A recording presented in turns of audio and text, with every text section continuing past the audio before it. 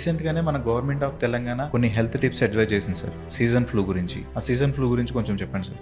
So మనకిప్పుడు temperatures అనేవి బాగా డ్రాప్ అవుతున్నాయి కదా. సో గవర్నమెంట్ ఆఫ్ తెలంగాణ వాళ్ళు మనకు కొన్ని హెల్త్ టిప్స్ అనేవి సీజనల్ ఫ్లూ గురించి ఇవ్వడం జరిగింది. అసలు సీజనల్ ఫ్లూ అంటే ఏంటంటే ఈ చలికాలంలో ఎస్పెషల్లీ ఈజీగా ఒక స్ప్రెడ్ అయ్యే ఒక వైరల్ ఇన్ఫెక్షన్ లాంటిది. ఇన్ఫ్లుయెంజా అనే వైరస్ వల్ల ఈజీగా స్ప్రెడ్ అనేది అవుతూ ఉంటుంది. జనరల్గా ఇది ఎలా స్ప్రెడ్ అవుతుంది అంటే ఇప్పుడు మనం దగ్గినప్పుడు తుమ్మినప్పుడు పడే రెస్పిరేటరీ డ్రాప్లెట్స్ నుంచి స్ప్రెడ్ అవుతుంది. సో కామన్గా చూసే సిమ్టమ్స్ ఏంటి అంటే జ్వరం రావడం, దగ్గు రావడం, గొంతు నొప్పి ఉండడం, ఒళ్ళు నొప్పులు రావడం, అలాగే ఎక్కువగా అలసిపోవడం, ఇవి కామన్గా చూసే సిమ్టమ్స్. జనాలు ఎప్పుడైతే డాక్టర్ని కలవాలి అంటే ఎవరికైతే హై ఫీవర్ ఉండడం కానీ, బ్రీతింగ్ ప్రాబ్లం ఉండడం కానీ, బ్లూ కలర్లో లిప్స్ అవి మారడం, ఇలాంటివి ఏమైనా అయితే వాళ్ళు కంపల్సరీ ఒకసారి డాక్టర్ కలవడం అనేది మంచిది. సో హై రిస్క్ గ్రూప్ అంటాం, అంటే ఎవరిలో అయితే ఎక్కువగా సివియారిటీ అనేది పెరిగే అవకాశం ఉంటుంది.